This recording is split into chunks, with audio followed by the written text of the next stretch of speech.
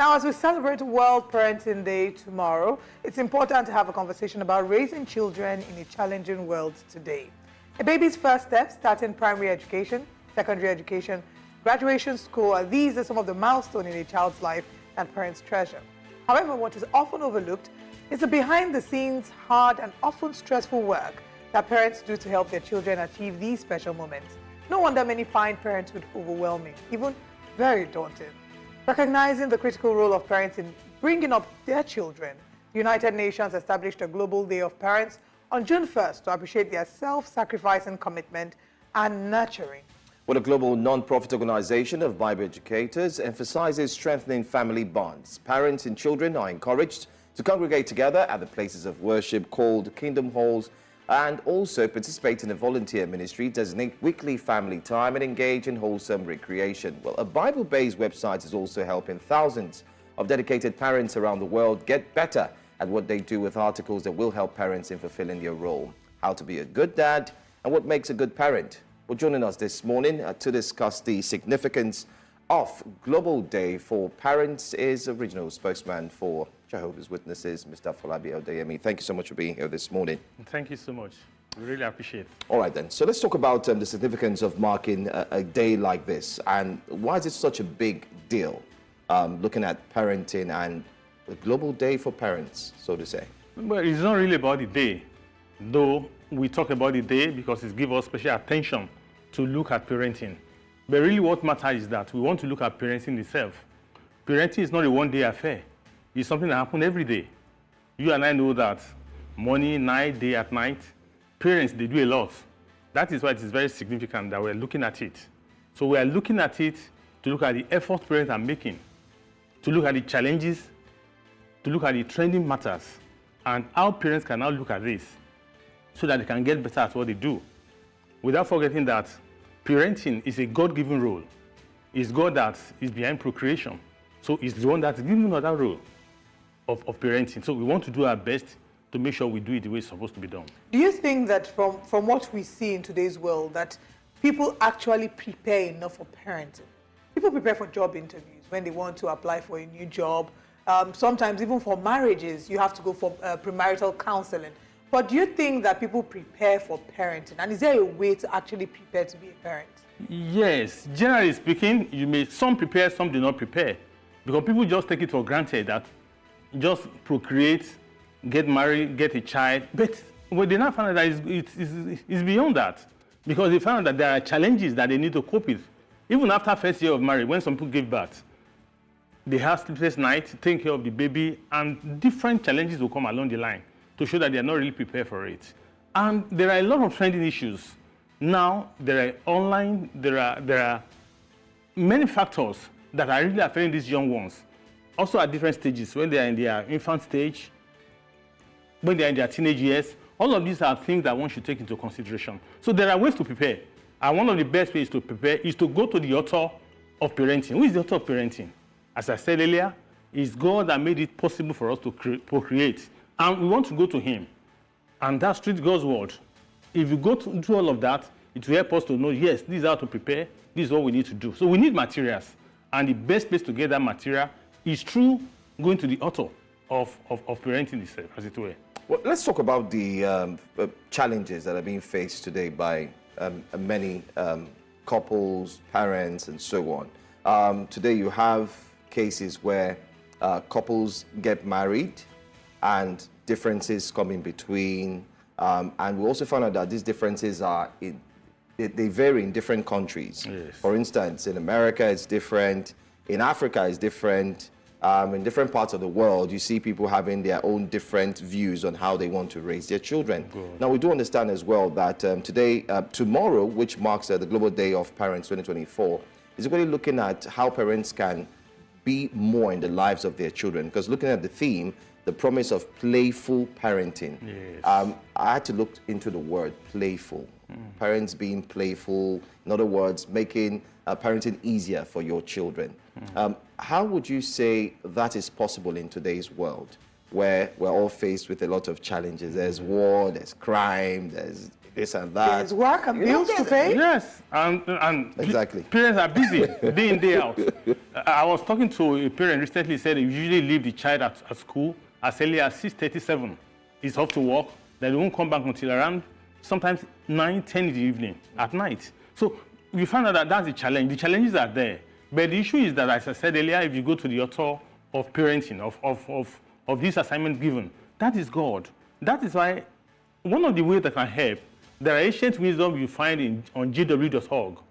jw.org is a Bible-based website by Jehovah's Witnesses. If you get to this, there are different factors, different points, different sections that will help you to cope with these situations. Parents need to spend time, they need concern, they also need to spend a lot of quality attention on their children. And that's where the problem is these days. Many parents don't really have the time, especially in this part of the world. Everybody is busy, up and down, doing things to feed the family. The economy is getting bad, you need to work extra. But one thing is very certain. These children, they need values. They need to be trained. They are like potters. And we parents are like potters. The children, you mold them. If they don't have values to be molded by parents, other people will mold them. Maybe they are friends or people they spend quality time with. So parents need to be very careful of spending time, quality time with their children, so that they can direct them through God's word. Okay, when you were talking earlier, you mentioned some of the challenges that parents experience, right? And one of the things you talked about, I believe you mentioned like new parents. I believe you said something, I'm not quite sure. Yeah. But I would like you to highlight some of the biggest challenges that parents have to encounter in today's world, trying to actually be parents to their children. Well, the major problem you have these days is that of social media. It's one of the major problems, especially for the teenagers. The parents are no longer the only one instructing their children. The church or congregation where they go to are not the only one instructing them. The social media is also instructing them. So the values you inculcate into them at home, before you know it, other values are also being inculcated through friends, through social media. And don't forget that the world is now becoming a global village. So beyond what you are teaching them as cultural values around there, they're exposed to all other things. They want to sag their trousers. They want to do what other people are doing. These are areas parents need to be very careful of, so that they do not get values that are not correct value into their children. It's very important that they spend time and also check what they are doing. So social media is one of the major issues whereby different values beyond what you want are being inculcated into the children. All right. Now, social media is one of them. Another challenge I know that parents face would be for new parents, being able to show up for their children, because new moms, for example, would complain sometimes of not having had sleep. I've had situations where I've been with my friend, talking to her on the phone, and she's talking about how she's not been able to sleep. Yes. You know, the child is feeding every 2 hours, and she's also trying to heal from having done a procedure. So there are lots of challenges that new parents, and not just the mothers, even the fathers, because Yes. your sleep pattern is affected as well. Sometimes, you know, there have been situations where it feels like all of the pressure is on the mom. So I want you to talk about the role that the father has to play in the family. And I know she had to go there. of course I have to go, it's very important. Yes, it's okay. The role that the father has Both to ways. play Yeah. in raising the children, and not just when they're grown, from the infant stage. And then the importance of community. They say that it takes a community to raise a child. But how important is it, and how can people find community in today's world? I agree with you. Men also have a lot of role to play because the child is theirs, not hers alone. I was discussing with a couple recently. The man said that immediately the wife gave birth, then he had to leave the room for another room. So when the baby is crying at night, it's only the mother that takes care of the baby. The baby needs to wee-wee at night and all of that. No, the training we receive, that's what I was saying. When you go to JWC.org, it will tell you how also men need to help. Men need to be there, they need attention from the baby as well. It's not just their own baby, it's her baby, as it were. And that's why the word of God says that children are like arrow in the hands of a mighty man. It's both the man and the woman that will raise the child. What's about even spiritual education? These are part of the things the parents are also going to do. Both the man and the woman must be there. So it's about of assisting, it's about culture that is being built based on God's teaching. If And you then do community? that, yes. Community, yes. Community too. But the funny thing is that people are getting closer. And it's not really the community that dictates to them. What you want to do in your family is what you do these days. So, but if you have such values that are very good in the community, it also help. But you must inculcate values within your home first. That will make it possible to get it right. All right. And I think a follow-up question for me would be how important it is to realize that parenting doesn't start from when one is having children, but for those who are in like married settings, it starts from choosing their spouses and finding people whose value align, who their value aligns in terms of raising kids. So I want you to talk to us on the importance of when people are choosing partners to factor parenting into for those who are looking to have children. Exactly. In some part of the world, people will tell you when you are dating, do you want to have kids? If you don't want to have, or if you say you want to have them, you say, no, I'm not going further with this relationship. So it's possible. People must know what they want in life, not just dating for dating's sake. They must know what the future will be like. Are we going to have children? Who will take care of the children? How do we take care of it? So all that are very, very important when you are choosing your mate.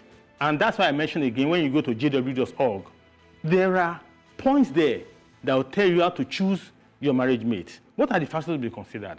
You don't just date for dating's sake. It's not just about infatuation. You must get to a mature stage before you can date. And all of that will help you on to look at what do I really want in marriage. Interesting. All right, I do recall that one of the popular publications of books while we're growing up, I mean, it's well known. I remember speaking to someone and the person said, "Oh no, I know this book. This book was given to be passed to me by my grandfather, my great grandfather, and so on."